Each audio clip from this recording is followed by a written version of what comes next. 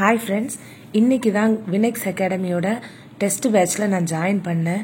ரொம்பவே யோசிச்சு தான் ஜாயின் பண்ணேன். இந்த வீடியோ பார்த்துட்டு இருக்க நீங்க யாராவது குரூப் 4 எக்ஸாம்க்காக ஏதாவது டெஸ்ட் பேட்ச்ல ஜாயின் பண்ணியிருக்கீங்க அப்படின்னா மறக்காம கமெண்ட்ல எந்த பேட்ச் அப்படின்னு மறக்காம சொல்லுங்க. நானுமே யோசிச்சேன் ஜாயின் பண்ணணுமா இல்லை வீட்டில இருந்தே படிச்சிடலாமா அப்படின்லாம் யோசிச்சேன். எவ்வளோதான் வீட்டில இருந்து படிக்கலாம் அப்படின்னு நம்ம பிளான் போட்டாலுமே நடக்கவே மாட்டேங்குது. ஸோ ஏதாவது ஒரு டெஸ்ட் பேட்சாக இருக்கும்போது நம்மளும் பே பண்ணி தானே படிக்கிறோம், அப்போ கொஞ்சம் நல்லா இருக்கும் அப்படின்னு எனக்கு தோணுச்சு. நான் அதனாலே என்ன பண்ணேன்னா ஏதாவது ஒன்றில் ஜாயின் பண்ணலான்னு யோசிச்சுட்டே இருந்தேன். இவங்க இதுக்கு முன்னாடி ஒரு 2 டெஸ்ட் பேட்ச் அனௌன்ஸ் பண்ணியிருந்தாங்க. காசு பிரச்சனைனால என்னால் ஜாயின் பண்ணவே முடியலை. இந்த டெஸ்ட் பேட்ச்க்கு அவங்க வாங்கின ஃபீஸ் வந்து 850. என்ன சொல்கிறது, அதுவுமே ரொம்ப கஷ்டம்தான். எப்படி கட்டுறதுன்னு தெரியாமல் எப்படி எல்லாமோ கஷ்டப்பட்டு தான் கொடுத்தேன். ரிக்வெஸ்டாக கேட்டேன் ஏதாவது கொஞ்சம் குறைக்க முடியுமான்னு. பட் ஆஃபீஸ் அட்மின் சைட்லேருந்து எந்த ஒரு ரெஸ்பான்ஸுமே இல்லை. சரி ஓகே ஜாயின் பண்ணிடுவோம், வேறு வழி இல்லைன்னு சொல்லிட்டு ஜாயின் பண்ணிட்டேன். லாஸ்ட் டைமும் இதே மாதிரி தான் 2024 வந்து குரூப் 4 எக்ஸாமுக்கு வந்து நான் ப்ரிப்பேர் பண்ணும்போது ஒரு அகாடமியில் ஜாயின் பண்ணியிருந்தேன். ஆன்லைன் பேட்ச் தான், டெஸ்ட் பேட்ச். ரொம்பவே யூஸ்ஃபுல்லாக இருந்துச்சு எனக்கு அது. அப்போ அந்த டைம் ரொம்ப வெறியாக இருந்தேன், படிக்கணும் எப்படியாவது போஸ்டிங் வாங்கிடணும் அப்படின்னு ரொம்பவே வெறியாக இருந்தேன். அந்த டைம் நான் போட்ட மார்க் பார்த்தீங்கன்னா 200 கொஸ்டினுக்கு 150 கொஸ்டின் போட்டிருந்தேன். நீங்கள் எல்லாரும் குரூப் 4 லாஸ்ட் நடந்த குரூப் 4 எத்தனை கொஸ்டின் போட்டிருந்தீங்க அப்படிங்கிறத மறக்காமல் கமெண்டில் சொல்லுங்கள். அதுக்கப்புறம் சரி ஓகே அதை அப்படியே கண்டினியூ பண்ணலாம் அப்படின்னு தான் நினச்சேன். எனக்குமே ரொம்ப பிடிச்சிருந்துச்சு. ஏன்னா ஒரே இதை ஃபாலோ பண்ணால் நல்லாயிருக்கும் அப்படின்னு தோணுச்சு. அப்போது நான் ஃபோனில் கேட்கல, மெசேஜ் பண்ணி கேட்டிருந்தேன். சார் எனக்கு கொஞ்சம் காசு ப்ராப்ளம் இருக்குது, கொஞ்சம் கம்மி பண்ணால் நல்லாயிருக்கும் அப்படின்னு. பட் நோ ரெஸ்பான்ஸ், அங்கேருந்து வரவே இல்லை. சரி ஓகே விட்டுட்டேன். சரி ஓகே பிரச்சனை இல்லை, அவங்களுக்கு 1008 பிரச்சனை இருக்கும், அதில் நம்மளோட மெசேஜை பார்க்குறதுக்கு அவங்களுக்கு நேரம் அப்படின்னு சொல்லிட்டு நானும் விட்டுட்டேன். அதுக்கப்புறமா தான் இந்த வினெக்ஸ் அகாடமி பற்றி நிறைய பார்த்ததுக்கப்புறம் சரி ஓகே ஜாயின் பண்ணுவோம் அப்படின்னு சொல்லிட்டு தான் ஜாயின் பண்ணியிருக்கேன்.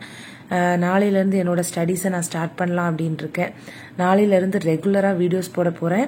எப்படின்னா நான் என்னென்ன படிக்க போகிறேன் அப்படிங்கிறதான் வீடியோஸாக போட போகிறேன். நான் படிக்க ஸ்டார்ட் பண்ணக்கு முன்னாடி ஒரு வீடியோவும் அந்த டே எண்டோட ஒரு வீடியோவுமா போட போகிறேன். என்னோட ஸ்டடி பிளான் எப்படி இருக்க போகுது அப்படிங்கிறத நான் சொல்கிறேன் உங்களுக்கு. ஷெட்யூல் கொடுத்துட்டாங்க. அதன்படி எப்படின்னு பார்த்தீங்கன்னா 16/2/2025 அன்னைக்கு டெஸ்ட் வைக்க போகிறாங்க. அதுக்கான டாபிக்குமே சொல்லிட்டாங்க. தமிழ் வந்து பார்த்தீங்கன்னா பிரித்தெழுதுக சேர்த்தெழுதுக, திருக்குறளில் வந்து ஒழுக்கமுடைமை பொறையுடைமை ஊக்கமுடைமை, பாலிட்டியில் இந்திய அரசியலமைப்பின் முகவுரை, அதுக்கப்புறமாட்டு அரசியலமைப்பின் முக்கிய கூறுகள், ஒன்றியம், மாநிலம், யூனியன் பிரதேசங்கள், குடியுரிமை, அடிப்படை உரிமைகள், அடிப்படை கடமைகள், அரசின் நெறிமுறை கோட்பாடு, இதெல்லாம் தான். அதுக்கப்புறம் மேக்ஸில் வந்து தனி வட்டியும் கொடுத்துருக்காங்க. வேர் டு ஸ்டடியுமே ஷெடியூலில் கொடுத்துட்டாங்க. இதை தான் ஃபாலோ பண்ண போகிறேன். அது மட்டும் இல்லாமல் நான் எப்படி பிளான் பண்ணி இருக்கேன் அப்படின்னா, ஸ்டடி பிளான் பார்த்தீங்கன்னா என்னோட டைம், நம்மளோட கன்வீனியன்ட் டைம் பார்த்து தானே நம்ம வந்து ஸ்டடி பிளான் போட முடியும்.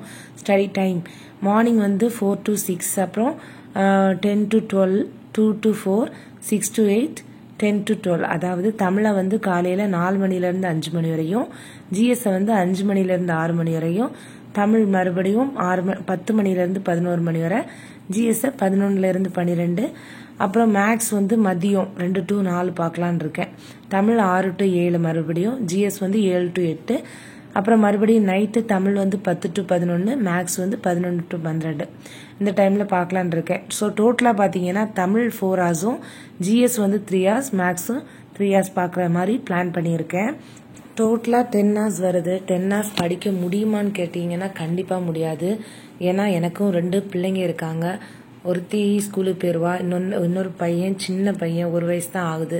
ஸோ அவனை மேனேஜ் பண்ணிட்டு தான் என்ன செய்யணும், நான் படிக்கணும். ஸோ அவன் தூங்குற நேரம், எனக்கு இந்த 10 hours அவன் தூங்குற நேரம் போக, தூங்குற நேரம் மட்டும்தான் எனக்கு ஃப்ரீயாக இருக்கும். காலையில் ஓகே, விடிய காலையில், நைட்டுமே ஓகே, மற்ற நேரங்களில் சொல்கிறேன். அதில் தான் நான் படிக்கலான் இருக்கேன். ஸோ பார்ப்போம் எவ்வளோ தூரம் என்னால் படிக்க முடியுது அப்படின்னு. இந்த வாட்டி கண்டிப்பாக நான் வந்து குரூப் 4 எக்ஸாமை அச்சீவ் பண்ணியே ஆகணும். அது வந்து எல்லாருக்குமே இருக்கும். இந்த வாட்டி எப்படியாவது எடுத்துடணும் அப்படின்னு இந்த வீடியோ பார்த்துட்டு இருக்க எல்லாருக்குமே வாழ்த்துக்கள். நீங்களும் குரூப் 4 எக்ஸாமில் 180 above மார்க் எடுக்க வாழ்த்துக்கள். நன்றி.